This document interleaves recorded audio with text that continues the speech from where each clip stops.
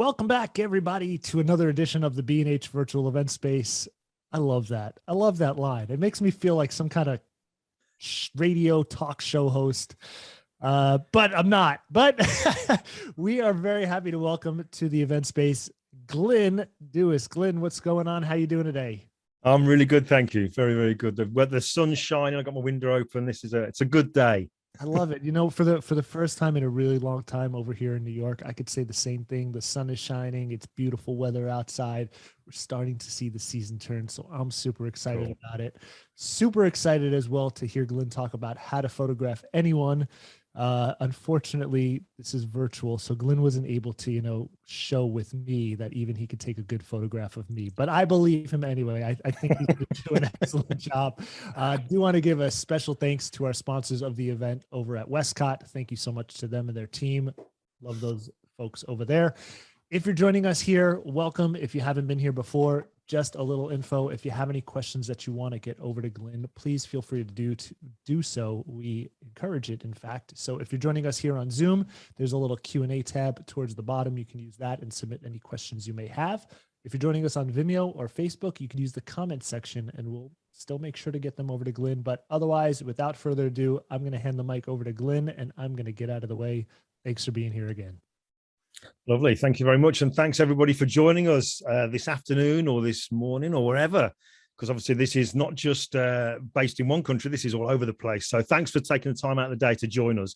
But yeah, I'm going to go through a presentation, like I said there, about how to photograph anyone. And what this is basically stuff that I have learned. Although I've been a photographer for a number of years now, I would say it's only in the last 3 years, I guess, if we kind of forget about the COVID thing, three years that I've learned so much about photographing regular everyday people, or for want of a better word, normal people. Because what you'll see as we go through the slides that I've got going to bring up in a moment, I'm not somebody who generally will photograph models. Okay, that's just not something that I tend to do. I obviously have done it, and occasionally I kind of have to do it. But I'm very much somebody who likes to photograph real people as they are, be it physique people, farmers, fishermen, you name it, those kind of people.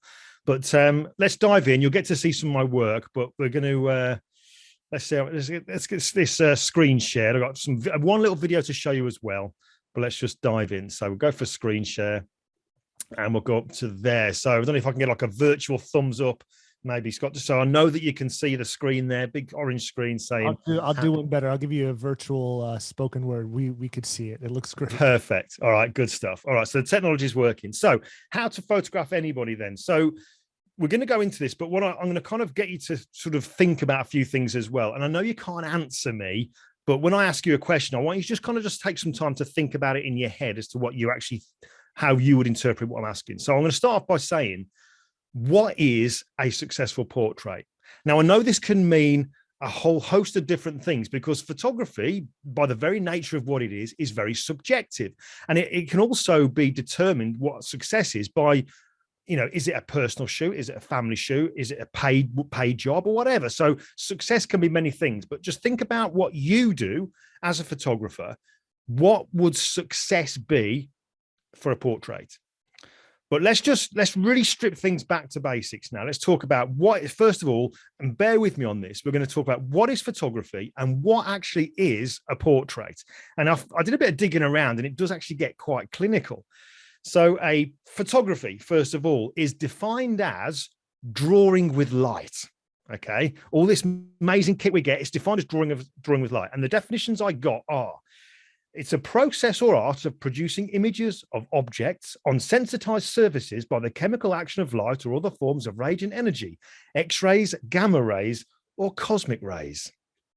Wow. Okay, so that's photography in a nutshell. Sounds very, very clinical, very scientific. Okay, so we know what photography is. What's a portrait?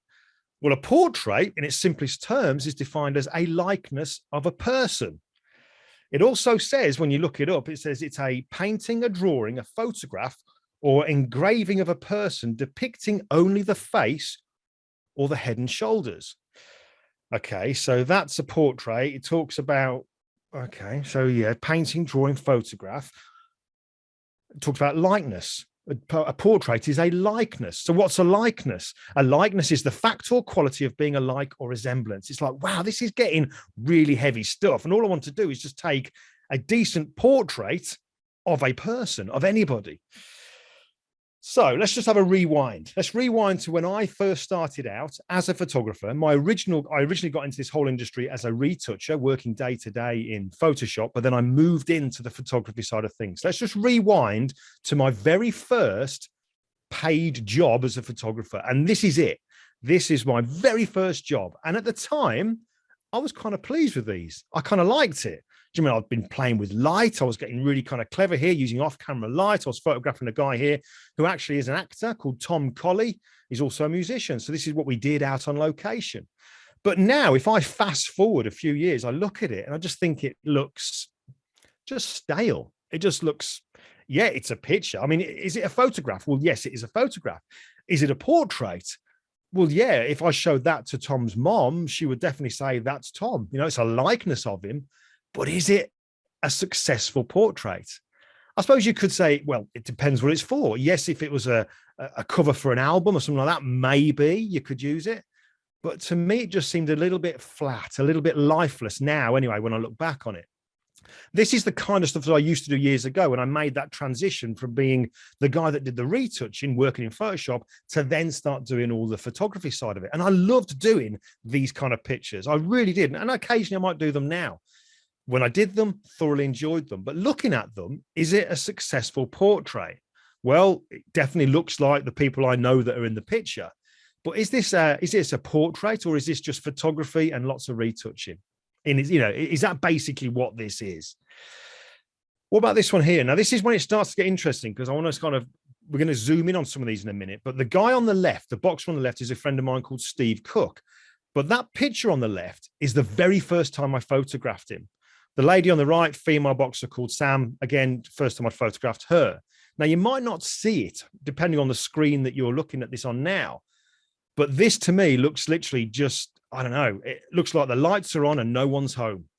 Yes, it's a picture of them. There's been lighting used. There's effects in Photoshop. But it, again, just feels really lifeless. Let's just concentrate on the picture. In fact, no, before we do that, let's look at this. I want to ask you a question. I told you I've got loads of questions. When we have if you do a portrait of somebody, would success be for you? Would it be if someone said to you, oh, I love your lighting. The lighting's great. The composition, look at the skin tones. The skin tones in that picture are fantastic. Or would it be, that is so them? Oh, that is so them. Imagine if I took a picture of you.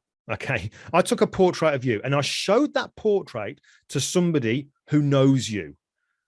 To me, it would be a success if that person went, oh, that is so them. Oh, yeah, you've nailed it. That's brilliant. That, to me, is what success would be. But again, I told you, it's all very subjective, isn't it? Subjective. But let's just dive back to this picture here then. Steve, the guy on the left, Steve Cook, is the same bloke in both pictures here. But that is the first time I ever photographed him.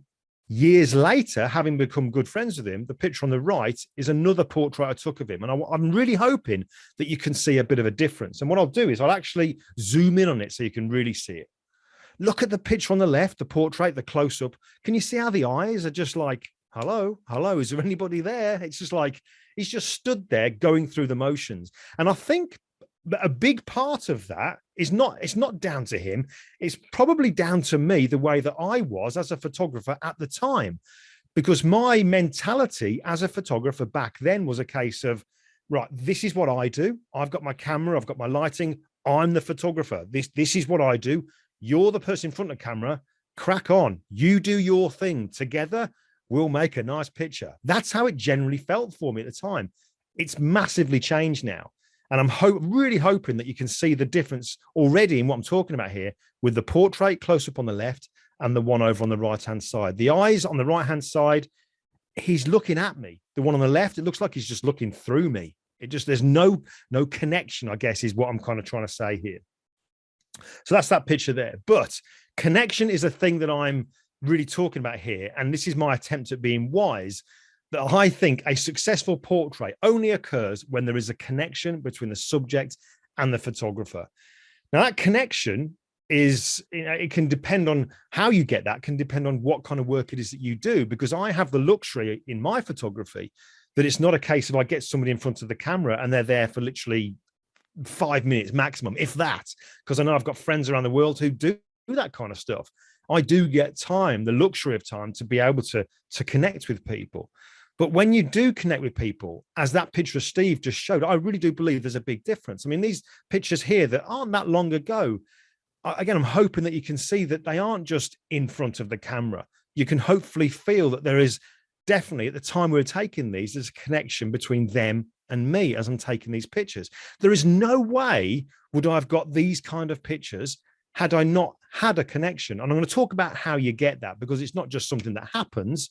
I've learned certainly over the last 3 years how to help that to happen. Okay, but the pictures here, I just remember everything about taking these pictures, the experience of it. I remember what we were laughing at, all that kind of stuff. So let's talk about how we can get it right. So you can see a difference between those ones and then the difference between that one. Huge. Hopefully you can see it. Huge difference.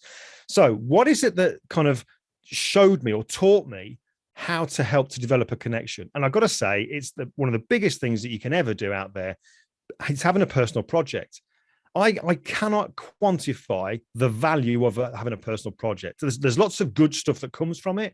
Like, it keeps you in the learning zone, keeps you excited. It keeps you, you just remind yourself every time you go out and do a personal project why you got into photography. But one of the other things that I've learned from having a personal project is that it can help to develop your style. You see, when I kind of first started out, and again, this is all connected, and you'll see why in a moment. When I first started out, I would be kind of looking at what everybody else was doing. If people were using one light, I'm thinking, well, I need to do something different here to get noticed. I'll use 2 lights. Then I'd see people using 2 lights, so I'd then start using 3 lights. And it just kind of went on and on like that.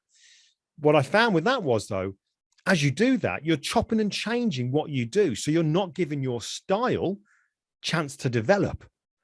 So what I did a few years ago, I started on a personal project, and this was a project photographing World War II veterans.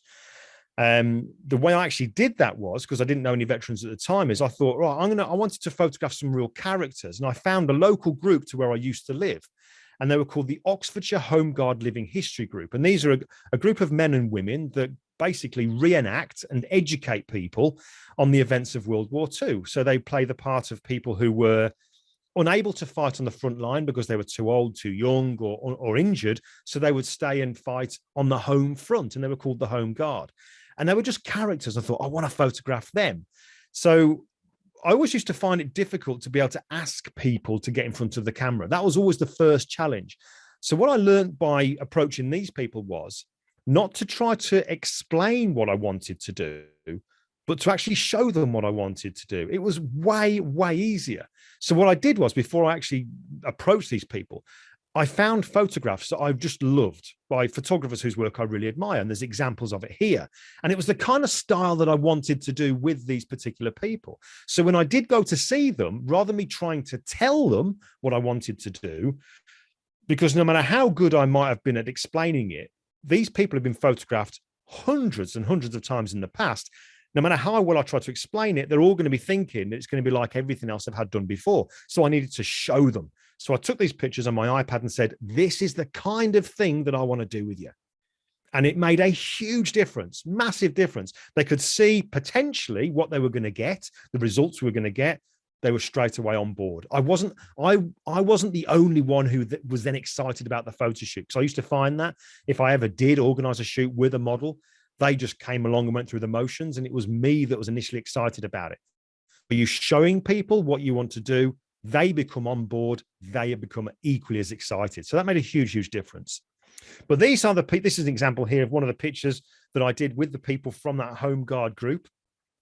And it was just such good fun to do. This was the first time that I'd actually gone for this very simplified one light setup. And you can see the setup that I was using at the time just here. It was just a simple gray piece of paper behind them. And that's lots of reasons for that. Number one being that it was cheap, very portable, just roll it all up. But also I could make it look different by just adding textures and using blend modes in Photoshop. But just one light was being used, real simple, in a classic Rembrandt style kind of lighting, with it being further forward, high up and angled down a little bit to create that kind of lighting pattern. But by me having practiced that again and again and again on either little models at home or maybe even like a polystyrene mannequin head that I got off eBay, and I just put that onto a light stand in the garage and practiced with. By me having done that, I became comfortable with that lighting. And this made a huge difference, so that I was then able to spend more time engaging with them, the person in front of the camera, rather than being stressed out about all the technicals. Because that's how it used to be with me. I was more concerned about the technicals. The person in front of the camera just kind of happened to be there. Do you know what I mean? And we'll kind of marry the two together and end up with a picture. Never, ever seemed to get the results I wanted by doing that. But this is the background that I now use. Obviously, this talk here is in partnership with Westcott as well. So it will be remiss of me not to mention the kind of stuff I'm using, because I was using it before I was ever connected with them anyway. But this is the backdrop that you'll see in a lot of the pictures I'm using. It's called the X drop. And I feel like I've arrived in life when you get a background that's named after you. This is the Glyn Dewis vintage grey. See, my life could end now, and I've made it.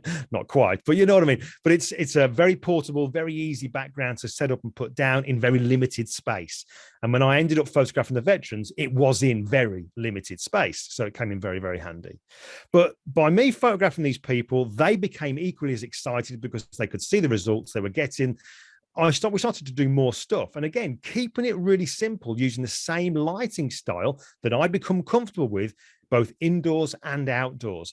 And it started to progress. It moved on to other things that I wanted to do. You're getting all sorts of ideas. And by doing this, my excitement level's up there. I'm still learning stuff. It's just how photography, I felt, should have been. Do you know what I mean? Rather than me being just kind of very static and very, very clinical. I go out, take a picture, come back. And that I was getting really into it.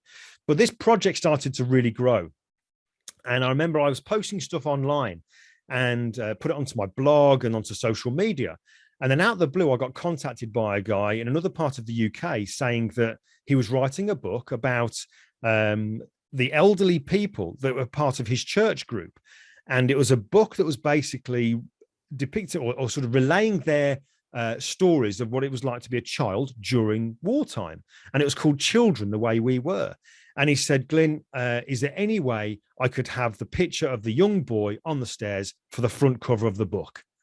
And I was like, absolutely. You know, he wasn't going to make his fortunes from selling this book. It was purely for that church group. And I was like, absolutely. However, I said, there's one catch. I said, can I photograph the people that are going to be in the book? And that's where this portrait comes from. For me, it was a fantastic excuse to get real people in front of my camera, not models, but real everyday people that I could photograph the way I wanted to do in this same simplistic style. But what was starting to happen here was, and it just seemed to sort of creep up on me, that things started to click when I'm photographing normal people. You know, with these people here, I never posed them. You know, I would literally waited for their church service to finish. Then they came over to where I'd set up with a chair and a table, and then just that simple background. We sat down and we talked. And it may have been just for a few moments, but it wasn't a conveyor belt system that I felt I had to get them in, get them done. It wasn't like that. I slowed down, took my time. And what I noticed with those people was, as we were talking, they just seemed to just relax. Initially, they've been brought over thinking, oh, no, I'm going to be photographed, or don't like having a picture taken.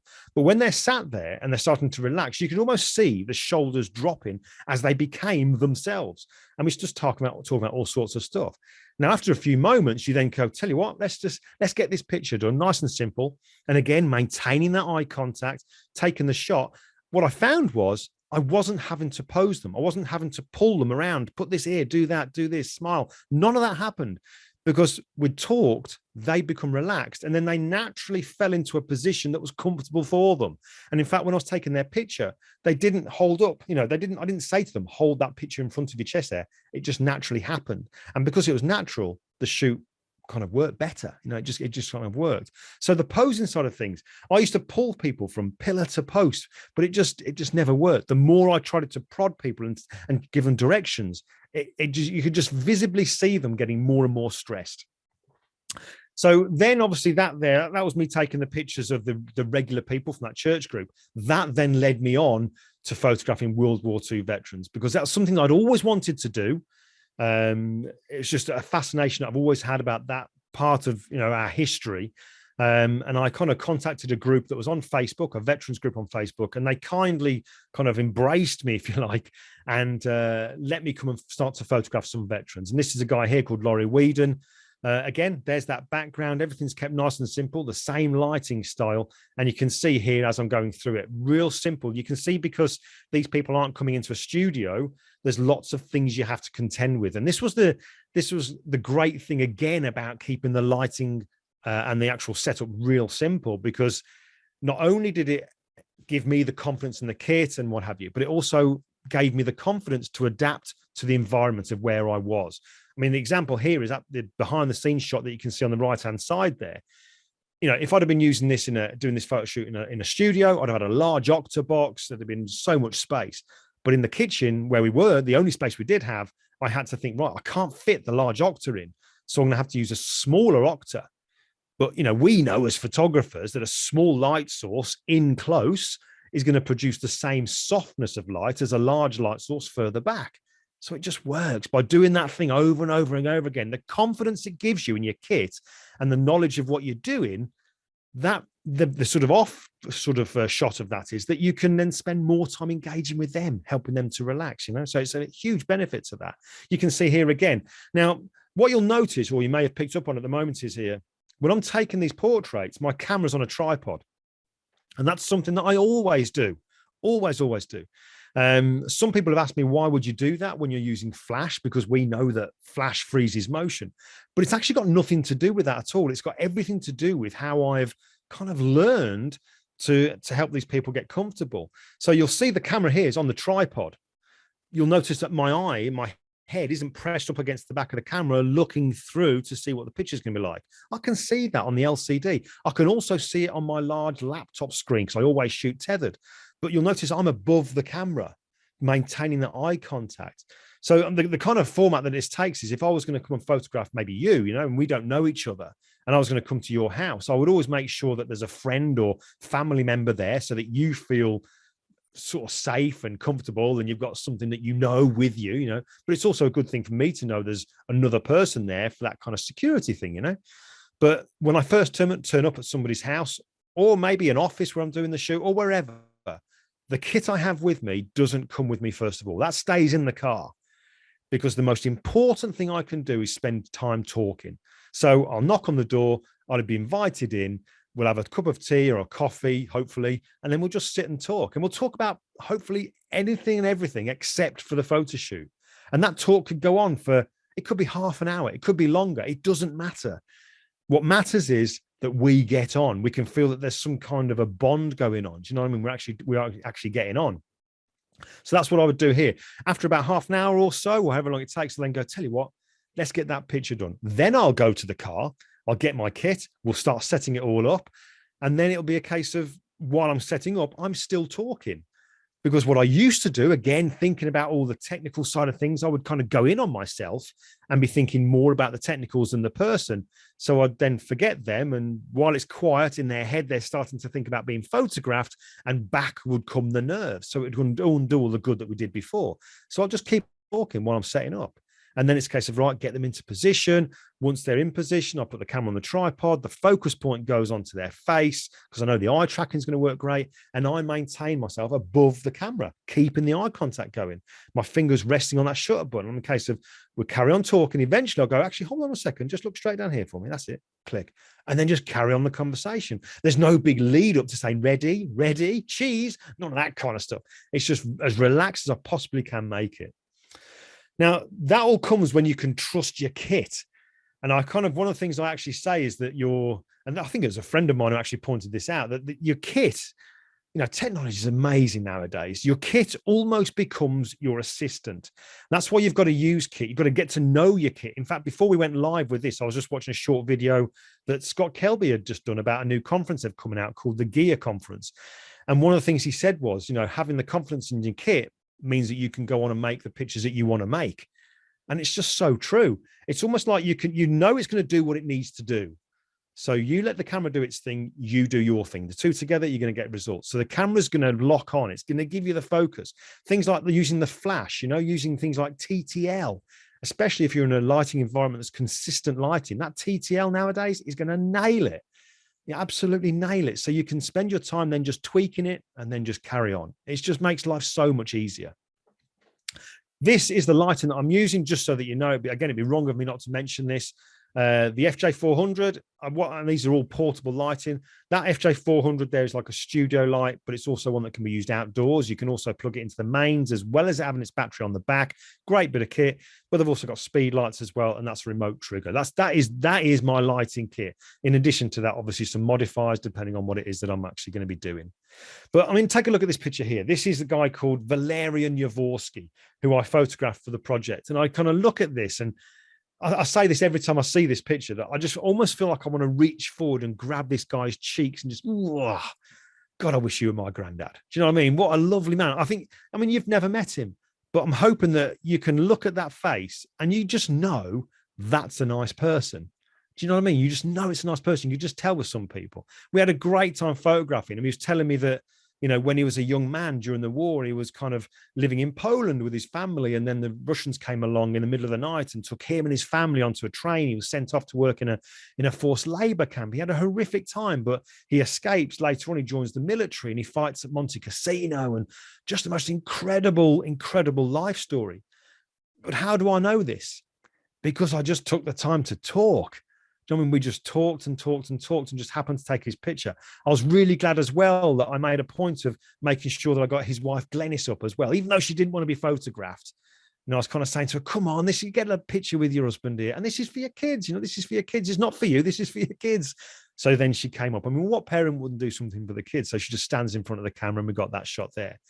But, you know, by the very nature of what this project is, because it is still ongoing a little bit, you know, inevitably you get some messages sometimes that you don't really want to get them. And this is one that I got 3 weeks after photographing Valerian, or Valek as he was known. And it's from the lady called Maria, who initially contacted me asking me if I would photograph him. And she's basically telling me that he'd passed away. And it was like, wow, that was just like a bolt out of the blue. You think, how could that happen? I was with him 3 weeks ago. He was as fit as a fiddle. You know, we were talking about, we were eating cake, we were talking about his life story, we were looking through pictures. It was just like, what?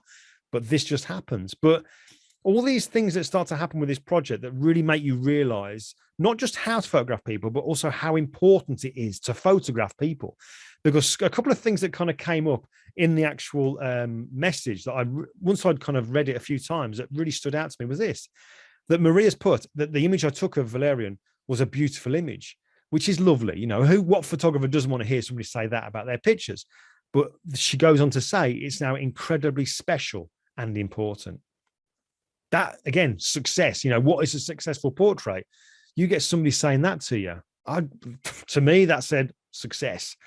You know, that means that picture was a success. And also, there you go. And also, thank you for spending time with him.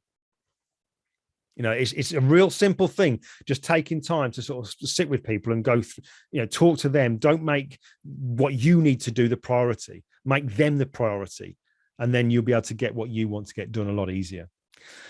So I've already explained kind of how I was. My mentality when I first started out as a photographer was, I'm the photographer. This is what I do. You're in front of the camera. That's what you do. But wow, has that changed over the last 3 years? That whole mindset has done a 180. Whereas now I very much believe that what I am as a photographer, it's kind of like I'm not really a photographer. I'm a conversationalist that takes portraits, because I honestly believe that the biggest skill we can have as a photographer is the conversation, is to be able to talk to people. So I would say that 80% of what I do is talking to people. 20% is taking the pictures. And I look at these. I've got reams of these kind of pictures here, these behind the scenes photographs from when I've been out taking pictures. And I look at the picture on the left there when I'm photographing this veteran here, a guy called Ken Doxey. And I remember us sitting there laughing as I'm kneeling in front of him, and we're just chatting away there. I just remember it. But every time I look at that picture, it also makes me realize that had I not taken the time to slow down and to talk to him, that moment there would never have happened. Also, if I hadn't stripped things back and kept things simple so that I became comfortable with that lighting, I could adapt to the environment I was in.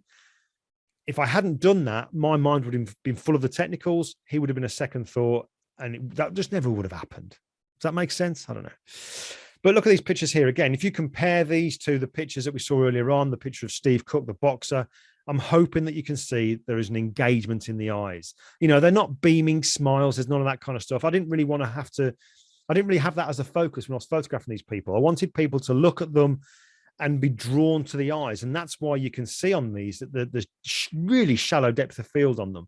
I mean, I think averaging around about the f2 mark, so that the actual eye was in focus and then everything else was pretty much starting to go creamy and out of focus. I wanted people to just go straight to the eyes, because that's where you can almost see a person's life, isn't it?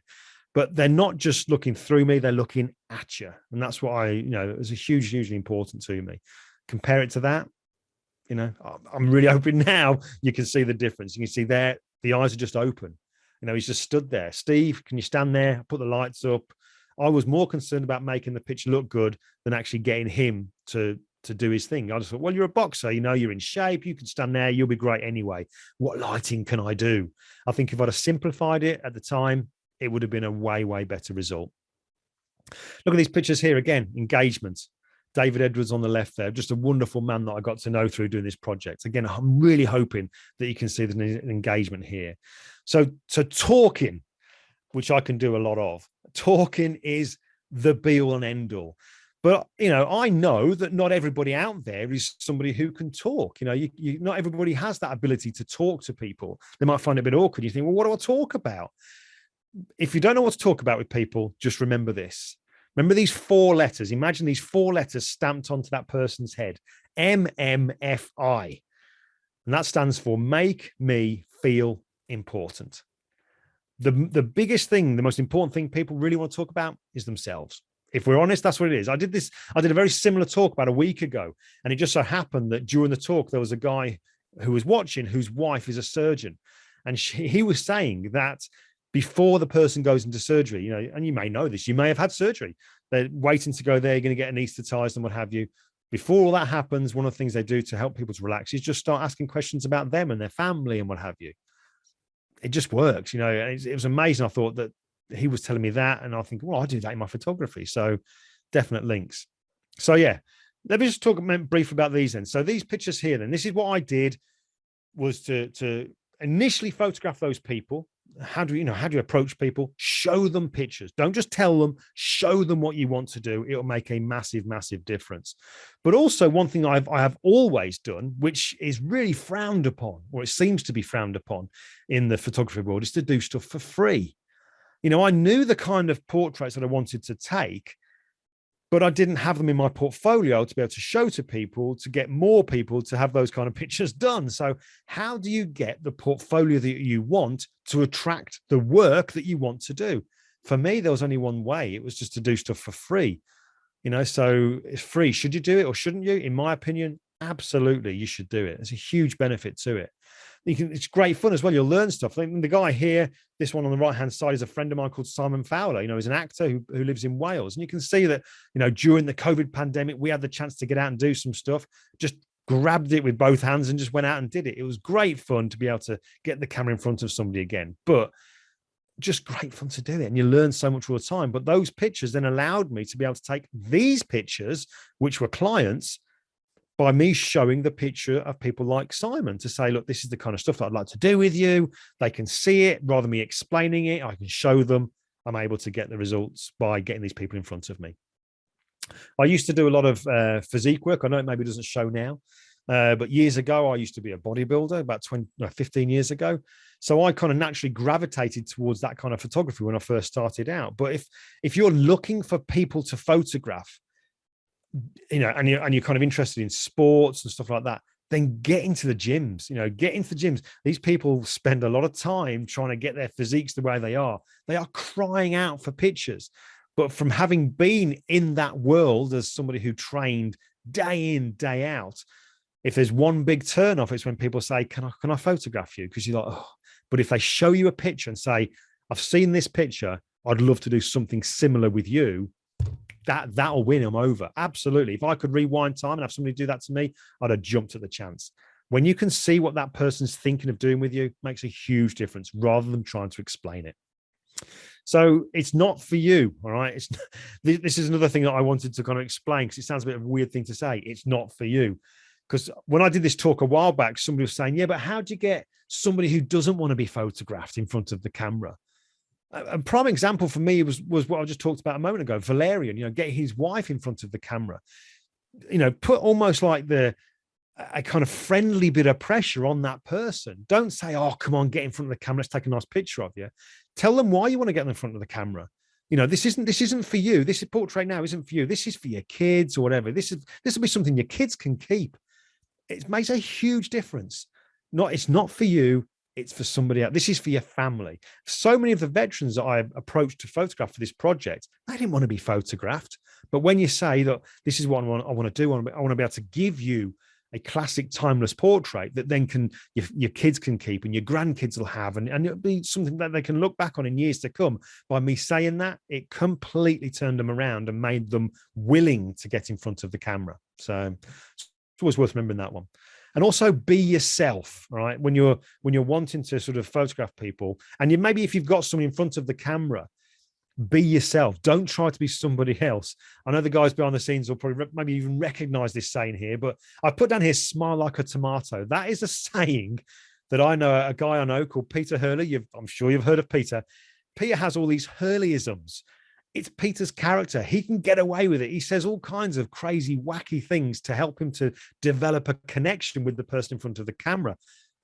That's not me. I can't do it. I'll admit I did try it and it just fell flat. It really did. So just be yourself. Don't try to be somebody else in front of the camera because you've seen that it works for them. It probably won't work for you. Just be yourself. Listening as well. I remember years ago as a kid, somebody telling me, I think it probably actually was a teacher who told me, Glyn, you've got one mouth, two ears. Use them in that proportion. So just listen more than you talk. And a prime example, the best example I can give you, the benefits of doing that is with this man here. And again, this is a veteran, a World War II veteran, a guy called John Sleep. Now, I've told you already that when I photograph people, I will keep all the kit in the car. We sit down and we talk about everything and everything. It could be their life story. It won't be the photo shoot. Now, when I was talking to John, quick story, this one, when I was talking to John, I could just sense that he seemed like he was going to start crying. He could very easily start to cry. So I asked him about that. And he basically went into the story telling me about how he was injured severely during the war. And that meant him going from one hospital to another, to another, to another. And he didn't know, he kind of explained to me, it wasn't because of his injuries that he moved all these hospitals. It was because of the way he was behaving at the hospitals, shouting, swearing, being abusive, and what have you. Now, the sad thing is he didn't know he was doing it because he was doing it during his sleep. But even sadder than that is when John, we lost John last year at the age of 100.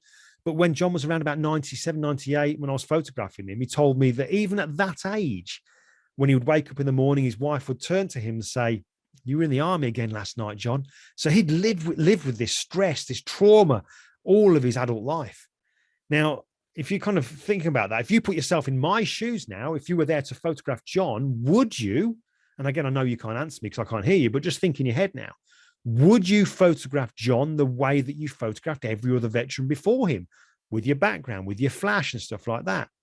Now, you see, I immediately thought, I can't photograph him the way I ordinarily would do because I don't know what a flash is going to do. Is a flash going to distress him? Could it cause flashbacks? And it's okay for me to be there to take his picture and get what I want, then leave this old man in a state of distress. So I couldn't do that. And it's only because of the listening, spending more time listening, that I kind of it made me realize that. So what I did was I got a video light out the car. I always have a video light. And I just put the video light into the softbox, turned it all on. I used silent shutter so he didn't hear a click. I put a cable release in so he didn't see my finger pressing the shutter button. And it just worked. Got him talking about all kinds of things. And just every now and again took a shot that he had no idea I'd taken. So talking more, talking more, listening more, huge, huge, huge benefit to it. Now, there's one thing I've kind of heard people say a lot is that not mine, but generally they say, oh, my pictures tell a story. But the thing that they will kind of then do is they'll show me a picture and then explain the story to me. Now, my opinion, and again, it's all subjective being photography, is that I don't think that you should have to explain the story of a picture. I think we as a viewer looking at that person's picture should almost make up our own story about what's going on there. I mean, this one here, now I know the backstory behind this actual chimpanzee that I photographed here, but I'm hoping that you're going to look at that there. The fact that she's not looking at the camera might make you want to know more. You don't know the life story of this chimp, but you're thinking, what's going on there? What's behind those eyes? I wonder what's happened. And that's what you want your pictures to be doing, isn't it? You want people to be thinking and making up maybe their own stories. This guy here can you notice how this guy here is not looking at the camera? That's something that I do a lot, because sometimes I've found that maybe some people aren't comfortable looking down the lens, but they are comfortable looking past the lens, that kind of distant kind of gaze. And it really works for some people. But the thing is, you don't know who it works best for. So what I will never do is kind of second guess it and only do that. So what I'm basically mean is, if I was going to photograph you, I wouldn't just say, down the lens, take a shot. I'd then go, right, what we'll do now, again, when we're nice and relaxed and we're not taking shot after shot after shot, it's all very calm. I'll then say, what we're going to do now is I'm going to move my hand around in like a clock face rotation. And wherever I move my hand, I want you to turn your nose, turn your eyes in the direction of my hand and look through my fingers. So again, I'm above the camera, my fingers resting on that shutter button, and I'll put my hand here and say, just look at my hand there. There you go, click, and come down a bit. There we go, look through the fingers, that's it, click, and down here. And then I'll repeat that on the other side. Now, before I used to do that, when I used to put all the images into Lightroom, I would then I would look at them all there when I hadn't done this, and I'd be thinking, right, which one works? And I'd be going through them in survey mode and pressing X if I didn't like it, or P for a pick. And I'd have to kind of whittle it down to eventually have images I thought, yeah, I like that. That's the one. I don't do that at all anymore. By doing this technique with having them photographed looking at the camera and then moving the hand around, when those images go into Lightroom and I see them all on screen in grid view, it is literally, I kid you not, it's literally like an arrow points at the picture to say, that one, that's the one that works for this person. It just does. Don't take my word for it. Give it a try, but it really, really does work really, really well. But again, engaging, contact, and what have you here. Now, here's one question that I have been asked more than once. When you're doing these portraits of people, do you ever show the person the photograph as you're doing it? Now, some people would be very guarded and not show them because they think, oh no, I couldn't possibly show them yet because it's not been edited, and I don't want them to see it and then be like, oh right, and then that could just completely ruin it. But I do show people the pictures. I actually do show the pictures. So what I used to do is this. And this, again, I've learned better things since the last 3 years. What I used to do was this. I'd have my camera on the tripod, taking your picture. My laptop would be there, cameras tethered to the laptop. And as I'm taking a few pictures, eventually, thinking I was doing the right thing, I would turn the laptop towards you and go, you look amazing. These are coming out really well. You look great. Now, me thinking that by me complimenting them and making them out, oh, God, you look fantastic, I thought wrongly that would make them go, get an air of confidence and then look fantastic in front of the camera. But it actually had the opposite effect, because these people aren't models, you see. These are regular people. And by me complimenting them, they were like, oh, no, God, no, I don't like having my picture taken. And it kind of ruined the moment. So I stopped doing that. But what I now do is this. Again, taking your picture, I will then at some point turn the laptop towards you and go, I am really happy with these. The lighting in here, this is working great. Yeah, fantastic. Really, really happy how these are coming out. So in a way, what I'm doing is I'm complimenting what I'm doing, my lighting style, my composition, everything. I'm complimenting everything except them. And that might sound weird, but it does have a kind of like reverse psychology kind of response to it, because they're then kind of sitting in front of me thinking, oh, seems happy. All right. And people naturally then seem to be wanting to please you. So they're more inclined to sit there and kind of just go through it and do what you want them to do. It is really weird, but it works. So give it a try if you don't already. Don't compliment them. Compliment you, compliment your lighting, your composition, compliment everything except for them. And it really does get people on side because they want to please you. So what is a successful portrait then? Connection. It's all about connection. I look at these pictures here and I just know these moments never would have happened had there not been a connection. If I'd have been the go in, get what I want, never to be seen again kind of photographer. And that's not the kind of person I am. It's all, and it sounds really cheesy, but it is all about building a relationship. It really, really is. Here's another attempt at me being wise. I don't know how big this will come up on your screen, but I'll read it out anyway. Remember, you heard it here first. When photography moves from being all about the technicals to being all about the subject or person, is when it moves from being a like to a love, a nice to a need, and a passion to a purpose. You heard it here first. But let me just show you a very short video now. This is of a man that you've seen a picture of already. It's a guy called David Edwards, a veteran. And this is when I gave him his portrait. And I've seen this so many times, but every time I see it, it just reminds me why I do what I do. But none of this would have happened had I not taken the time to slow down, talk more, make me feel important. It just wouldn't have happened.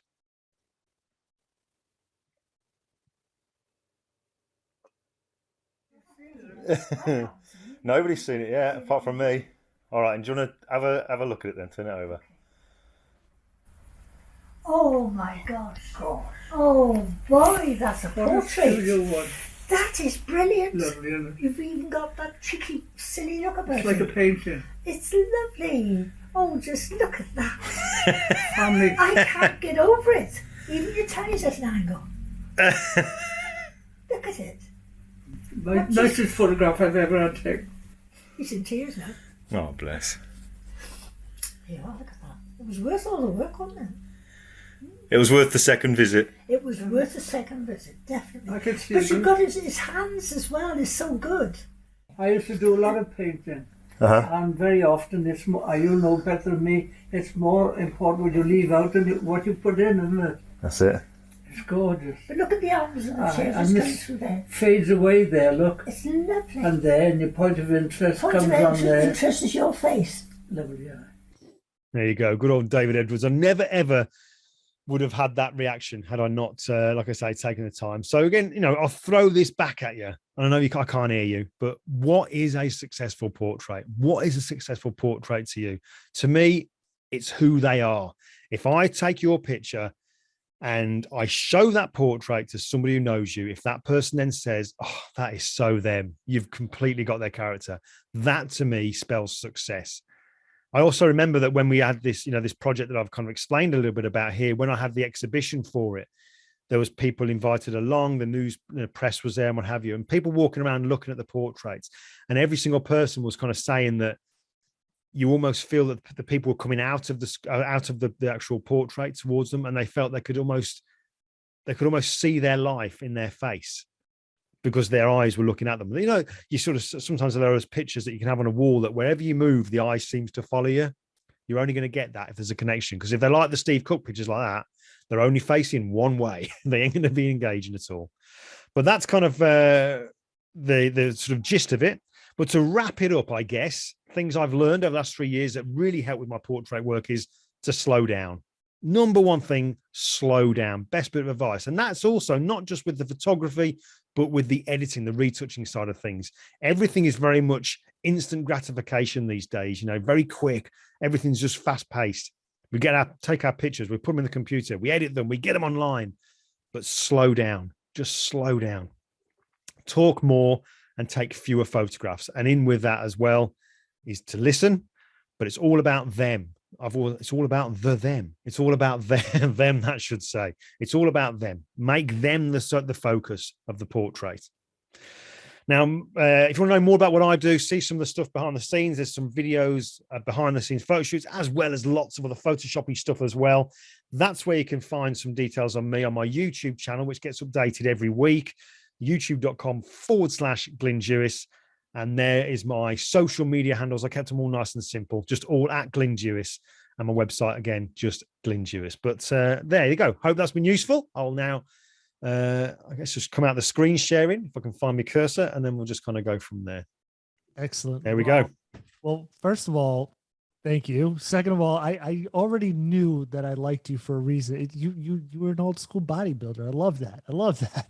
Yeah. That was my thing too, you know, so I get it. But you know, listening to you, hearing you talk about everything, you know, I was telling Derek in private in the background, you know, it's everything you were talking about gave me goosebumps and really got me so excited to listen to. And I think what came across, and if anybody at home couldn't pick this up, I think it's pretty apparent, but but I think a lesson that you didn't really mention in there exactly is you've got to be passionate about what you're shooting. And I mean, from the last 50 minutes of listening to you talk about this project that you worked on, it's completely apparent that you love doing that and you love photographing these people. And I think in the digital era, you know, I can source myself as well as somebody who's fallen into this trap of somebody who maybe gets involved in a project because you're motivated by the money and you're motivated by, hey, I can do this and make some money on the side of this and that and the other thing. And that comes through. That definitely comes through. And so if you're not passionate about it and you're not doing it because you want to do it and because you're genuinely excited, I think especially with photography, but any kind of art in general, Yeah. That's gonna show. Yeah, and you know what? It's funny you mentioned that, the word passion there. It used to be a word that I really avoided because again, being the ex-bodybuilder and the ex-security doorman and all that kind of stuff, you know what I mean? I've never been the arty photographer. So when people started using all that kind of terminology, I was like, what? Get over yourself. Do you know what I mean? Stop being that way.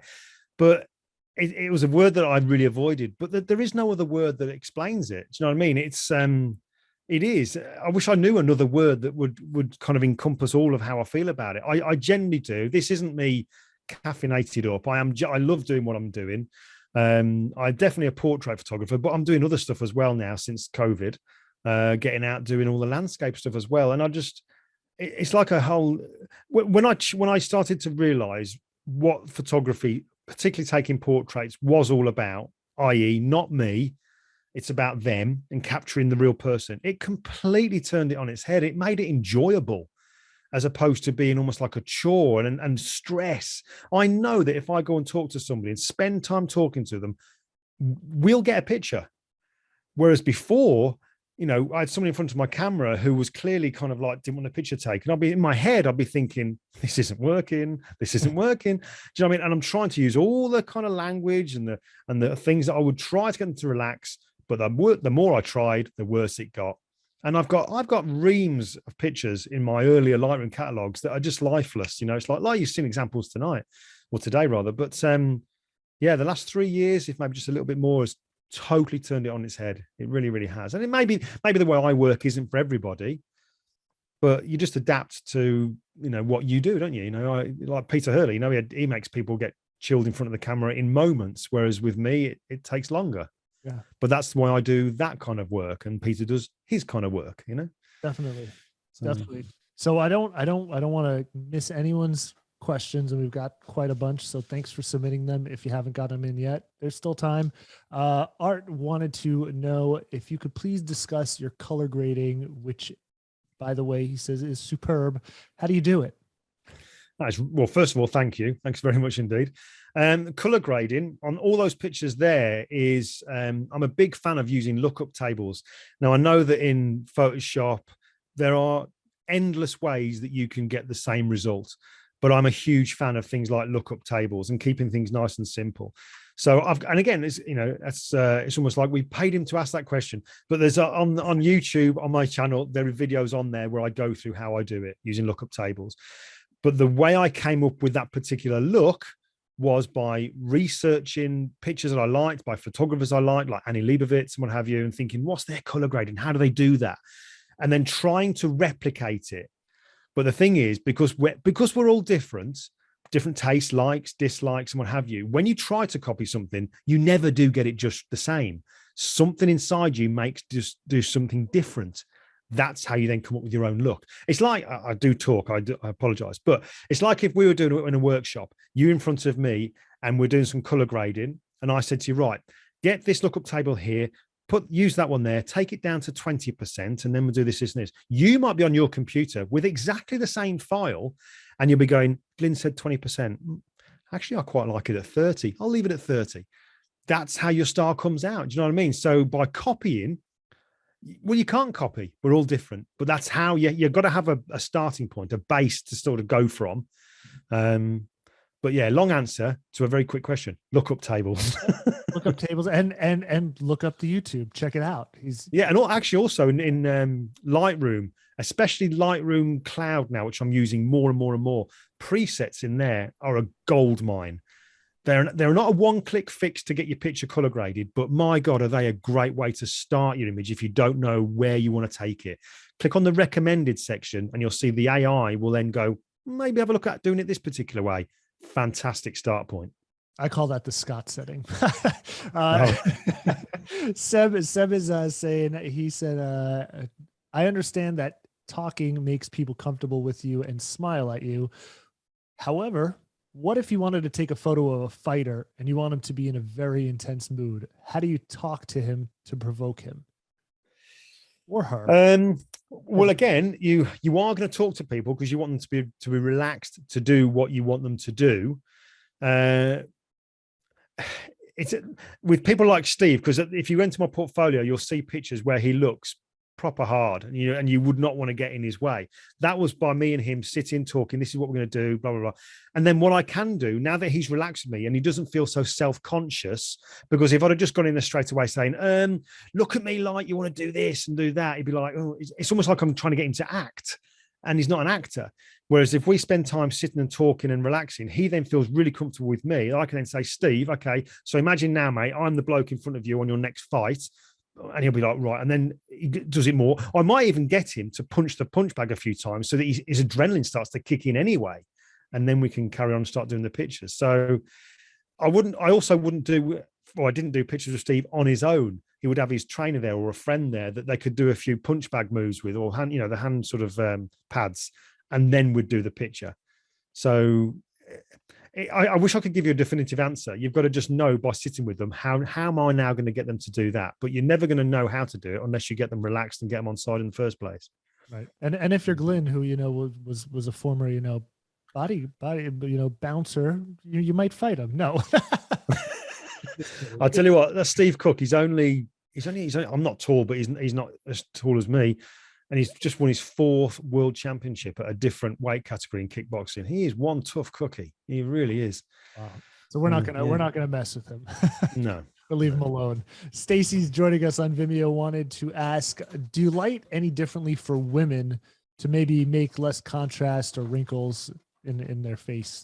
Absolutely. Yeah. Again, it's all about adapting to who you're with. You'll see some pictures in my portfolio, not just of veterans, female veterans, but of other females. Although my portfolio is very male centric. I don't know. It's just the way it kind of went, but I would maybe look at using things like reflectors to bounce a bit more light into the face there. And also very much a case of the retouching is a lot softer. There's a technique I use, which I call, it depends on how many settings I'm using, but something like 2010 is what I call it, where you apply a certain amount of contrast using a particular technique on the face to the whole face, and then you apply it at a smaller amount just to the eyes, the nose, and the mouth, and it makes the face look as if it's coming forward of the screen. It almost produces a 3D effect. It's incredible. 20 for the first setting, 10 for the second. With a female, I would reduce it, because what you don't want to do is just like Stacey's kind of alluding to there, you don't want to make the skin look harder and harsher and exaggerate the lines and stuff. You want it to be subtle.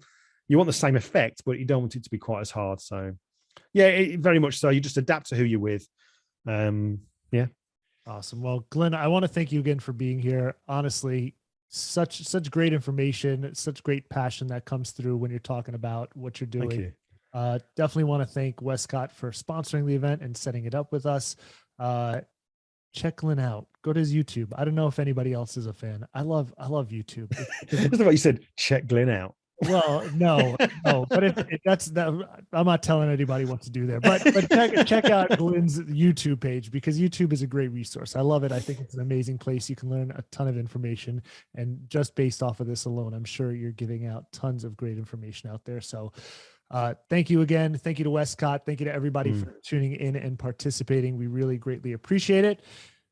That's all the time we have for now. Till the next one, this has been another edition of the B&H Virtual Event Space. We'll catch you next time.